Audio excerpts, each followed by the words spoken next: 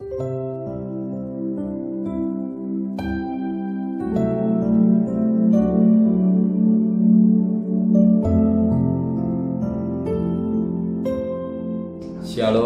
pagi, mari bersama-sama tundukkan kepala, pejamkan mata sejenak, dan kita akan menghadap Tuhan, Bapa yang bersemai dan kerajaan surga, yang boleh kami kenali dalam nama Tuhan Yesus Kristus.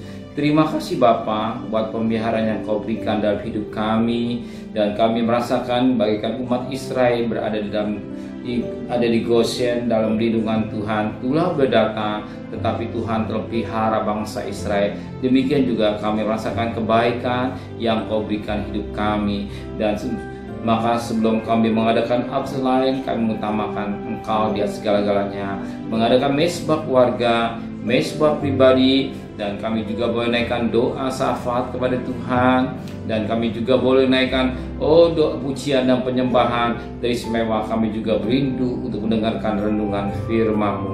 Roh Kudus mengurapi hamba-Mu, Roh Kudus mengurapi kami yang mendengarkan, dan lembutkan hati kami sehingga butir firman-Mu menjadi berkat buat kami. Sekalipun singkat, tapi firman menjadi bekal bagi hidup ini, dan kami bisa berjalan di tahun yang baru ini bersama dengan Tuhan. Dan kami juga boleh menikmati di waktu pujian penyembahan, dan kami juga menaikkan doa syafaat kepada Tuhan. Haleluya, amin. Shalom, pagi. Mari sama-sama kita akan membuka firman Tuhan 2 Korintus pasal 11. 2 Korintus pasal 11 ayat 7 sampai ayat 33. Saya bagi dalam 3 bagian. Hari ini, besok, dan lusa. Hari ini ayat 7 sampai ayat 15, besok ayat 16 dan ayat selanjutnya.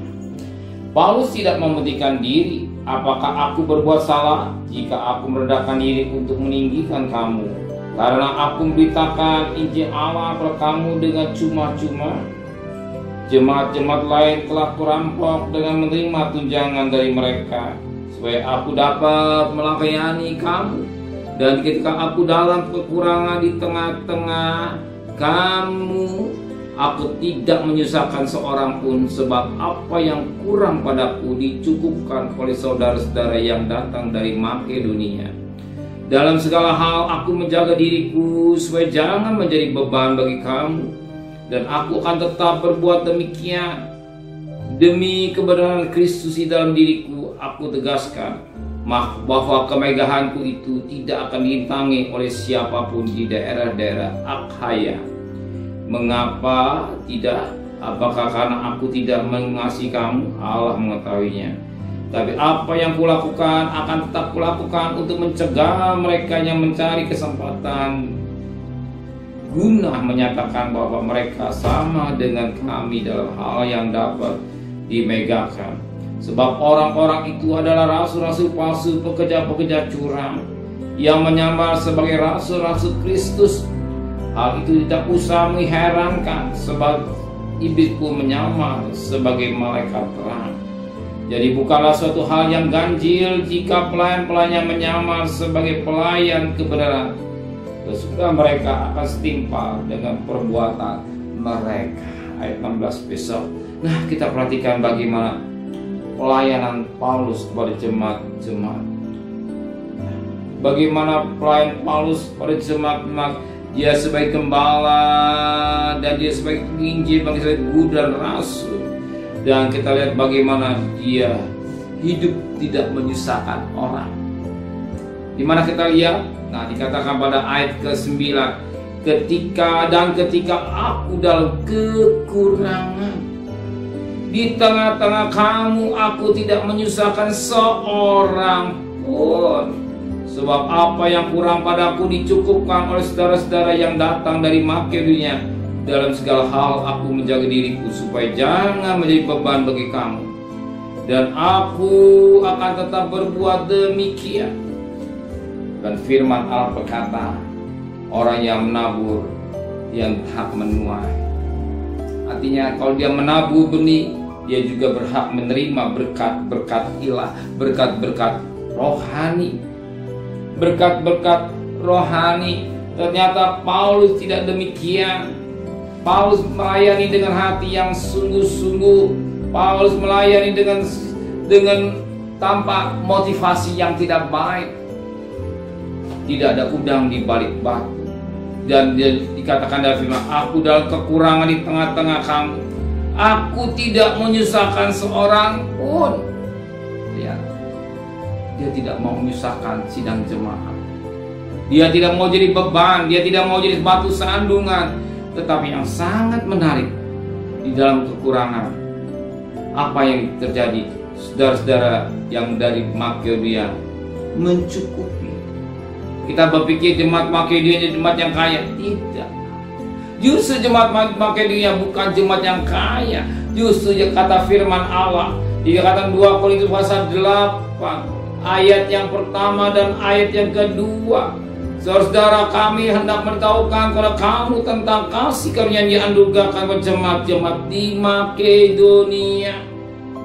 Selagi dicobai dengan berat dalam berbagai penderitaan, sukacita mereka meluap meskipun mereka sangat miskin. Namun mereka kaya dalam kemurahan. Ayat 3, aku bersaksi bahwa mereka telah memberikan menurut kemampuan mereka, bahkan melampaui kemampuan mereka. Dengan kekayaan sendiri mereka meminta dan mendesak pada kami supaya mereka juga beroleh kasih karunia untuk mengambil bagian dalam pelayanan kepada orang-orang kudus. Bahkan dikatakan ayat 5, mereka memberikan lebih banyak daripada yang kami harapkan. Mereka memberikan dirinya, mereka memberi diri mereka pertama-tama kepada Allah, kemudian oleh karena kehendak Allah juga kepada kami. Ya, dia memberi. Selain buat pekerjaan Tuhan, dia juga memberi apa yang jadi kebutuhan Paulus. Ya, justru kita lihat banyak kali orang kaya. Orang kaya akan memberi yang besar, belum tentu. Orang miskin memberi yang dikit, belum tentu. Ternyata jemaat Makedonia ini sekalipun miskin, tapi bukan miskin, sangat miskin, tapi oleh karena kasih karunia dia memberi. Dan kita lihat bagaimana jemaat Makedonia ini mencukupi apa yang menjadi kebutuhan Paulus, apa yang jadi kebutuhan pelayanan. Maka kita sebagai pelayan Tuhan jangan berharap kepada manusia. Sebab Yeremia berkata, terkutuklah orang yang berharap pada manusia. Tuhan mau kita berharap pada Tuhan. Ingat, Elia siapa yang melihara? Itulah janda yang miskin. Elia siapa yang beri makan? Hamburger. Itulah burung yang rakus. Di situ terdapat bagaimana cara Tuhan memelihara seseorang. Demikian pagi hari ini, seorang jangan berpikir, oh yang memelihara saya, bos saya, tidak. Tapi yang memelihara kita adalah Tuhan. Justru kita tahu, kita diajar oleh Tuhan untuk berharap sepenuh kepada Tuhan. Maka pada pagi hari ini, saudara tidak salah kalau saudara mengadakan mesbah keluarga, mesbah pribadi, dan berdoa, naikkan doa syafaat kepada Tuhan, ya, dan menaikkan doa syukur kepada Tuhan, bahkan juga dengan pujian penyembahan, dan kita kedatang kepada Tuhan. Tuhan juga tahu kebutuhan saudara pada pagi hari ini. Amin. Dia tahu kebutuhan saudara, dia tahu masalah saudara, dia tahu beban saudara. Satu perkara, dia juga pasti mencukupi segala kebutuhan hidup kita. Dia pelihara saudara tahun 2023, Tuhan juga pelihara 2024. Amin. Terima kasih Bapa di surga.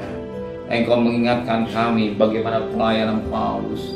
Oh, Paulus seorang hamba Allah, dia tidak menyusahkan orang. Dia tidak mencari keuntungan dalam pelayanan, tapi dia belajar menerima kenyataan hidup. Dan tapi yang sangat menarik, apa jadi kebutuhan? Engkau menggerakkan seorang dari jemaat Makedonia, bukan jemaat yang kaya, tapi jemaat yang sangat miskin, memperhatikan hamba Allah. Dan kami percaya Tuhan, apa yang jadi kebutuhan kami sebagai pelayan Tuhan, apa yang jadi kebutuhan kami sebagai anak-anak-Mu, kami meyakinkan sebentar kami kebutuhan kami Engkau sudah siapkan secara luar biasa.